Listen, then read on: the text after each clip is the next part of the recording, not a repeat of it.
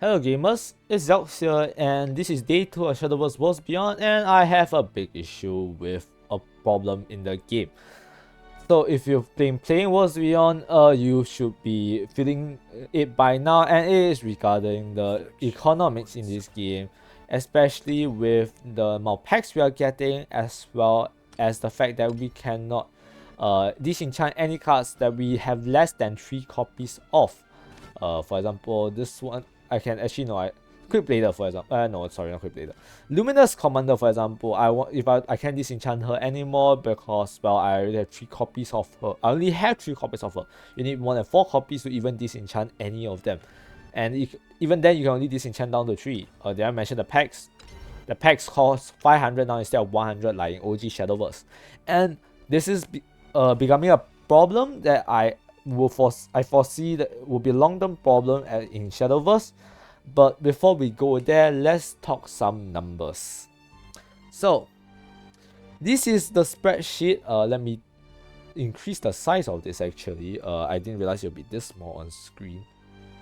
Give me a second. There we go. Increasing the size. But basically, these are all the rupees and packs that I have, all the sources of pools that I have found from Worlds Beyond, and this is the total number of rupees and packs that we got, and it averaged around 90 pools. If you want to know where you get all these pools, just show that more in one go. Here in the practice mode, there's all these decks that you can fight against, total 350 per class, up to 7 classes. And then in the solo mode battle tutorial, there's 700 from the battle basics. There's 250 per deck. There is a total 9 decks here. And then from the first fire missions, there's a total 1050 plus 2 packs. And there's a temporary deck that I have not chosen yet. I will give another. I will make a video on this later. And finally, the last bit of rupees I counted from is from the mastery rank. There is around 18 of them, 18,500 rupees from achieving every single rank all the way up to masters. And I did not count any of the other feats because frankly I don't think they are too unreliable, and not everyone can get them immediately upon entering the game, so I won't touch on those yet. And I believe that's it. I also counted the login rewards as well as all the free gifts that side games gave, including some of the random tickets that they gave out, and as well as the 18 plus minus bit packs they gave from pre-registration, 15,500 rupees from the pre-registration, as well as the 10 that you get from linking Shadowverse. And that is all the pools that I found that I inputted into this table for Worlds Beyond. And also this is the disenchant to craft Val ratio for Worlds Beyond, which is honestly is better than original Shadowverse. If you look at original Shadowverse, disenchant and crafting Val situation is actually, well, for the silvers for the disenchanting is a lot cheaper, but for the crafting Vals is also reduced by quite a fair bit. In fact, 110 for the silvers and 50 for the rares. But on the other side, the disenchant cost, it went from more than half, and also the rares also went down by 20%. So, but before that, let's take a look at let's talk about Shadowverse originals free-to-play situation, which, as you can see by this number here, is an insane amount. But how the hell did I get this number? Let me show you. First of all, I'll show you the missions first. Basically, most of them are locked, so I can show you here. But the one you need to know the most about is there are level up rewards for playing a certain class until you reach level 140 up to 140, I believe. You get one every 10 levels, starting from 110 to all the way at 120, 30, and 40, and you get 400 per. The only one I can show you as example right now is Havencraft. As you can see, I haven't reached level 120 Havencraft yet, but the reward is 400 rupees. There's also and that goes for all the classes. So basically 8 classes in normal Shadowverse you get 1,600 from each, which where we receive this crazy rupee amount of 12,800.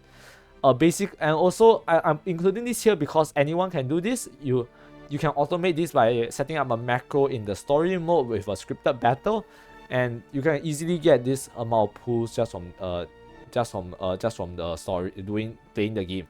And I mean, if I remove this, it will drop down to a total of 770 pools, which is a lot less. This is the majority of it. But even if we look at this way, right, it's was beyond eaches out by just a fair bit, but that's only because of all the events that they have. But okay, let's put this back in for now. This one is from all the elite missions. For example, down here, you can see all these elite missions. And they give 200 each, and there's one for elite 2 and elite 3 difficulty. To access this, it's very simple. You go to solo, you go to practice, you choose a random deck, for example, or any practice deck really, and then you can select E1, E2, and E3 from the difficulty menu. Those give 600 per class for a total of 4,800. There's also a private matches one, where you can set up a private match with anyone in the community, and they give 100 per player up to 20 players. So that's 2,000 from the private match.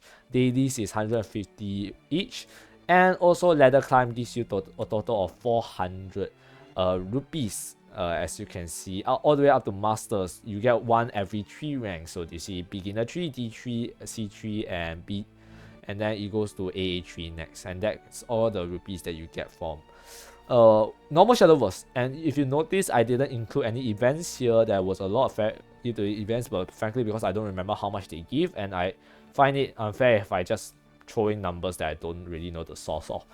But that does give us a total of 201 packs from just a free-to-play account, which is, frankly, looking at this, almost double the amount of pools we got from Worlds Beyond, including the events. If I remove the events, it drops down nearly half to a measly 33.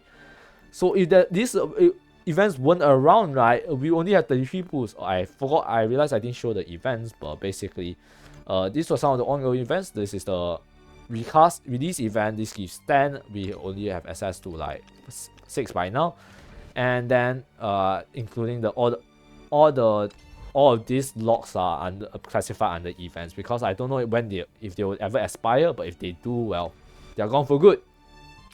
I didn't actually include this friend invite scheme. This one feels like a miserable experience to me, but if you want to use my code, to feel free to use it. It's down here. It will really help me out as a content creator to make more decks to showcase for you guys. And also on that note, I also didn't look at the Shadowverse Park, include Shadowverse Park, because Shadowverse Park, they give you a randomized amount of rewards from the Shadowverse Park, but it's a little bit too minor and I don't want to include it. So yes, just looking at the numbers, it isn't really that great. It's not a good impression, especially since this is a new game after all, and not only that, you're not allowed to disenchant any of the cards that you pull. So if I were to show you my account, I pulled, as a free-to-play account, as you can see, I didn't pull any of the buy any of the bundles, and I have pulled approximately 85 times, and I have quite a fair bit of cards. Let me show you. By way of legendaries, as you can see, I can probably make one or two solid decks with this. Looking quickly, skimming by some sort of aggro abyss, roach of pixie forest is definitely an option. And then we can, if I take the temporary decks, I can probably make a sword, puppet, or even artifacts deck, and maybe even a spell boost deck if I wanted to. Currently I'm sitting on 6,590 vials, which is enough for one legendary, and soon it will be enough for a second one. So overall situation is not the worst. I personally, I can manage with this with these legendaries. In fact, I do have a deck that I'm running right now, which is with 2 Arias and my Amatas, which is Fairy Forest with a finisher as Roach. This is probably one of the cheapest deck I can think of. There's a budget list here that I intend to craft and showcase to all the players that out there that didn't have a legendary and needs the deck to climb, but with the win condition being Roach. But this is what some of the two main decks I've been playing.